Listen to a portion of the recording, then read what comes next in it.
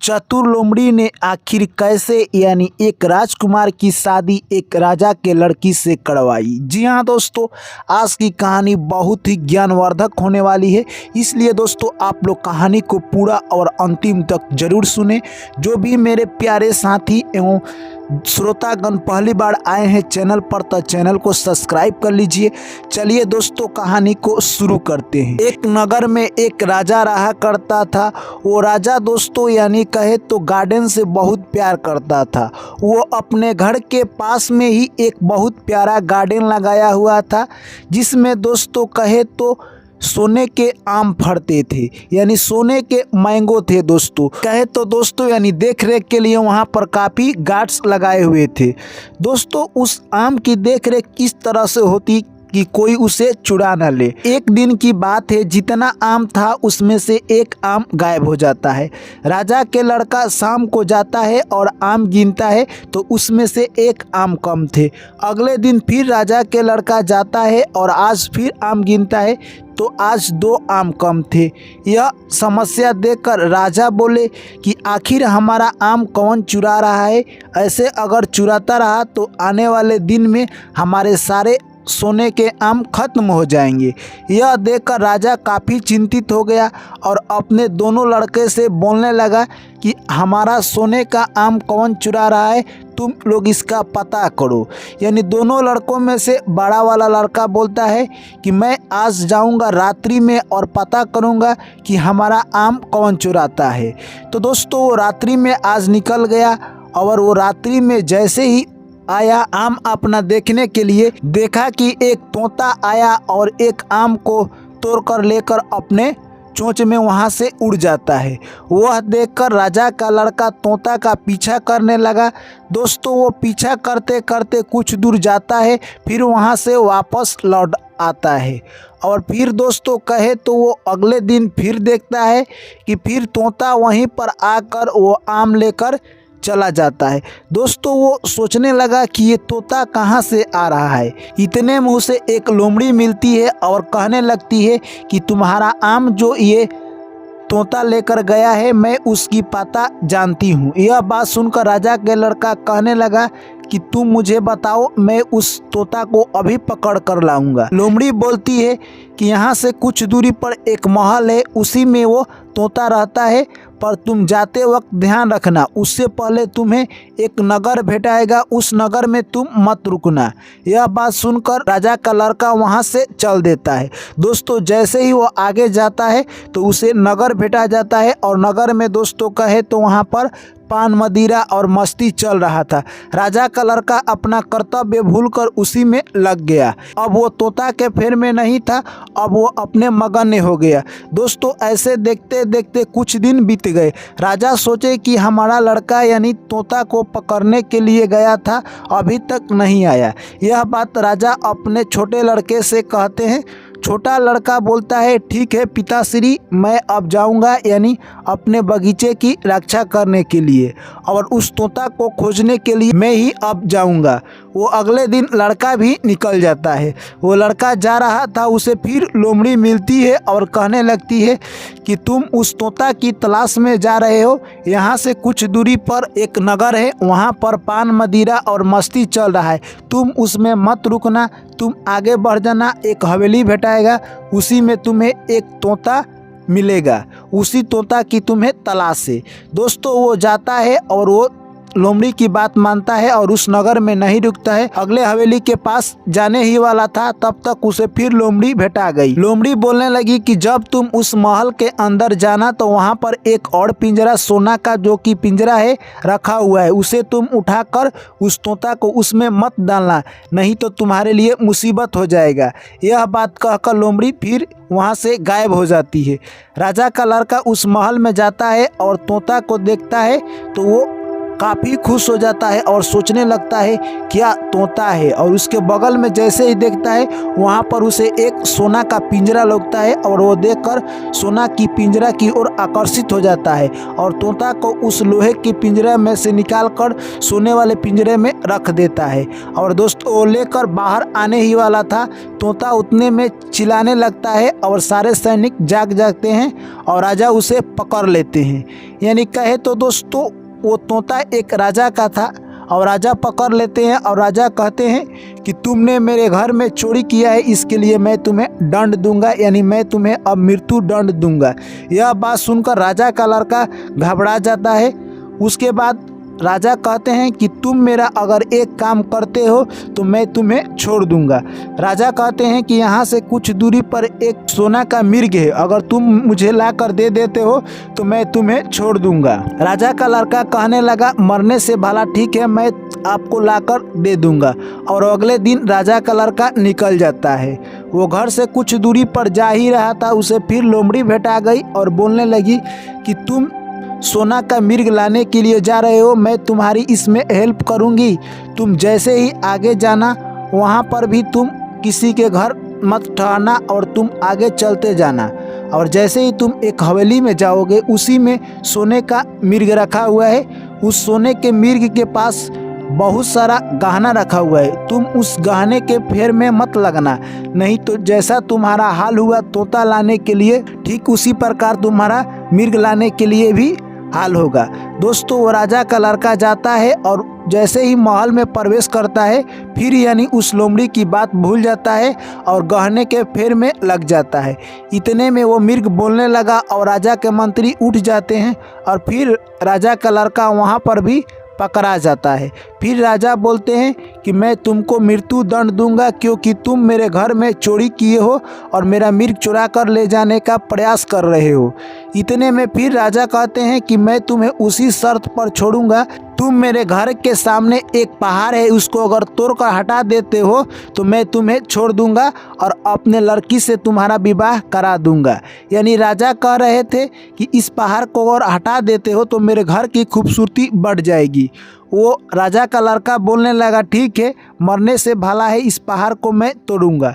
वो राजा का लड़का पहाड़ को तोड़ने लगा, तोड़ते तोड़ते 5 से 7 दिन निकल गया और वो काफ़ी दोस्तों थक गया था, तभी उसे पहाड़ का कुछ ही हिस्सा तोड़ पाया था। इतने में लोमड़ी आती है और बोलती है क्या हुआ, तुम थक गए हो पहाड़ तोड़ते तोड़ते। इतने में राजा का लड़का बोलता है हे लोमड़ी तुम मेरी कुछ मदद करो। लोमड़ी कहती है कि जाओ तुम सो जाओ, तुम्हारा सारा काम हो जाएगा। वो राजा का लड़का इतना थका हुआ था कि जाकर सो जाता है और इतने में लोमड़ी सारा पहाड़ तोड़ देती है। जैसे ही सुबह उठता है राजा का लड़का देखकर वो अचंभित रह जाता है कि यहाँ का पहाड़ सारा गायब हो गया। दोस्तों पहाड़ टूट गया और वो खुश हो गया और सुबह उठकर राजा के पास जाता है। राजा यानी देखते हैं कि पहाड़ टूट गया और मेरी घर की शोभा बढ़ गई।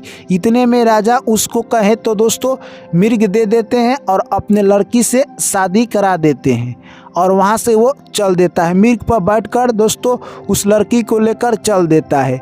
जैसे आगे जाता है रास्ते में उसे फिर लोमड़ी भेटा जाती है और कहने लगती है तुम्हें तो अब मिर्ग मिल चुका है, अब तुम सोने का तोता भी लेकर अपने घर जाना। दोस्तों यह बात कहकर लोमड़ी फिर गायब हो जाती है। जैसे ही वो यानी तोते वाले घर में पहुंचने वाला था उतने ही देर में लोमड़ी फिर आ जाती है और कहती है कि जब तुम उस तोते को लेने के लिए जाना तो क्या करना कि तुम जादुई मिर्ग से जाना और किसी को पता भी नहीं चलेगा और तुम वहाँ पर किसी चीज़ का लालच मत करना, सिर्फ तोता को उठाकर वहाँ से चल देना। दोस्तों वो राजा का लड़का जाता है और तोता को उठाकर वैसे ही करता है। सभी मंत्री सोए हुए थे और वो तोता को लेकर राज दरबार से निकल जाता है।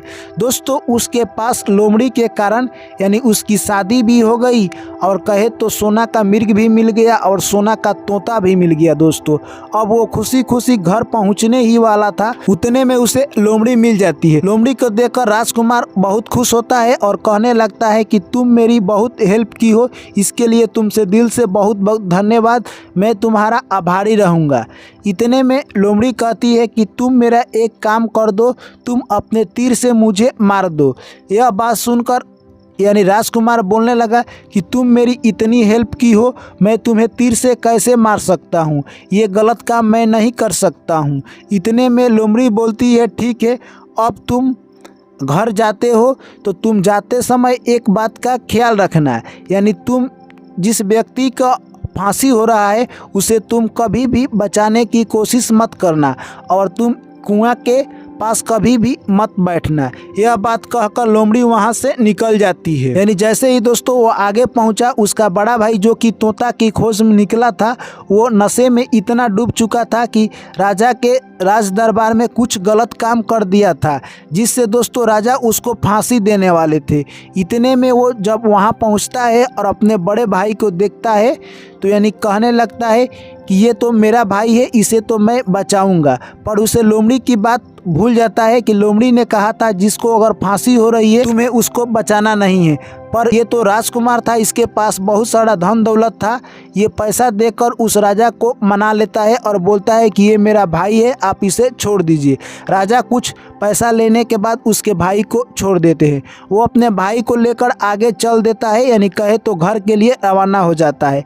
रास्ते में दोस्तों उन दोनों को भूख लगती है और खाने के लिए एक इनार के पास बैठते हैं। जैसे ही उसका छोटा भाई इनार के पास बैठता है, उसका बड़ा भाई मौका देकर उसको इनार में ढकेल देता है और सोने का मिर्ग और सोने का तोता और उसकी पत्नी को लेकर वो घर चल देता है।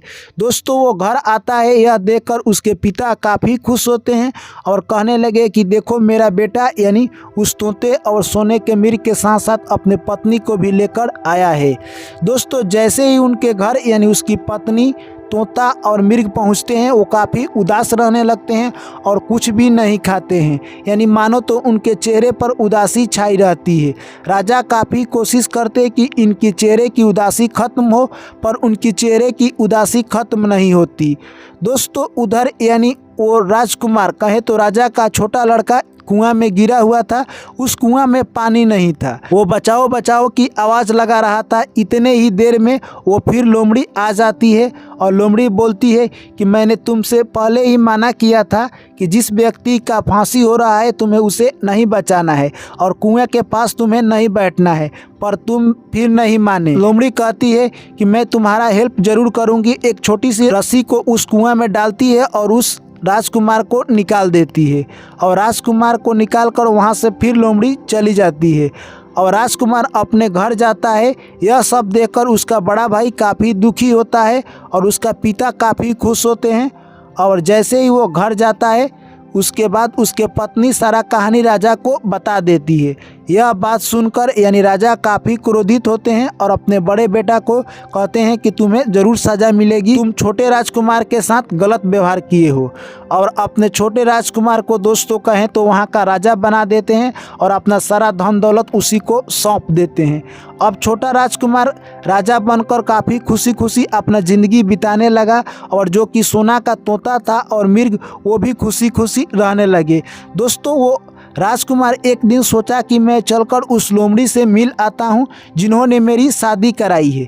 दोस्तों वो जंगल में जाकर उस लोमड़ी को याद करने लगा। उतने ही देर में वो लोमड़ी आ जाती है और वो लोमड़ी को प्रणाम करता है और कहता है कि आपका कृपा मेरे ऊपर सदा बना रहे और मैं आपका आभारी रहूँगा। यह बात सुनकर लोमड़ी कहती है कि ये तो बात ठीक है, तुम मेरा एक काम कर दो। इतने में लोमड़ी कहती है कि तुम तीर धनुष निकालो और मुझे मार दो। यह बात सुनकर फिर राजकुमार बोलता है कि मैं तुम्हें कभी नहीं मारूंगा, ये मैं गलत काम कभी नहीं करूंगा। इतने में लोमड़ी कहने लगती है कि मुझ पर एक श्राप है जिसके कारण मैं लोमड़ी का रूप धारण की हूँ, मैं भी एक राजा के घर का हूँ, तुम मुझे मारकर मुझे श्राप मुक्त कर दो। इतने में राजकुमार धनुष निकालता है और अपने धनुष से उस लोमड़ी को मार देता है। जैसे ही वो लोमड़ी को मारता है उसमें से एक राजकुमार बाहर निकलता है और कहने लगता है कि तुमने मेरा उपकार किया है, इसके लिए मैं आपका सदा ऋणी रहूँगा। और राजकुमार कहने लगा कि जिस लड़की से आप शादी किए हैं उसी का मैं भाई हूँ। यानी दोस्तों वो दोनों गले मिल जाते हैं और फिर राजकुमार अपने घर लेकर आते हैं। जैसे ही वो घर लेकर आते हैं यानी उसकी पत्नी देखकर अपने भाई को काफ़ी खुश हो जाती है और उसे नाश्ता पानी यानी कहे तो दोस्तों खूब बढ़िया से स्वागत करती है और हर्षोल्लास भेंट मुलाकात करते हैं और फिर अपने घर चले जाते हैं। तो दोस्तों इस कहानी से हमें क्या सीख मिलती है कि यानी एक लोमड़ी ने एक राजकुमार का शादी कैसे करवाया। इस कहानी से दोस्तों हमें यही सीख मिलती है कि हमें दोस्तों ज्ञान कहीं से मिले, जानवर, छोटे बच्चे या बड़े इंसान कोई भी हो, वहाँ से हमें ज्ञान ले लेना चाहिए। जिस तरह यानी राजा के राजकुमार छोटे लड़के ने ज्ञान लिया और उसके बड़े भाई ने ज्ञान नहीं लिया, इस कहानी यही दर्शाता है कि ज्ञान कहीं से मिले, ज्ञान की बात अगर दोस्तों कहीं से मिलता है तो हमें ले लेना चाहिए, जिस तरह से राजकुमार ने लिया। तो दोस्तों इस कहानी के बारे में आपकी क्या राय है, अपनी राय लिखकर हमें कमेंट में जरूर बताइए। चलिए दोस्तों मिलते हैं फिर आप लोग से अगली कहानी में। तब तक के लिए सभी मेरे प्रिय साथीगण और दोस्तों को मेरा प्यार भरा नमस्कार। जय श्री कृष्ण, राधे राधे।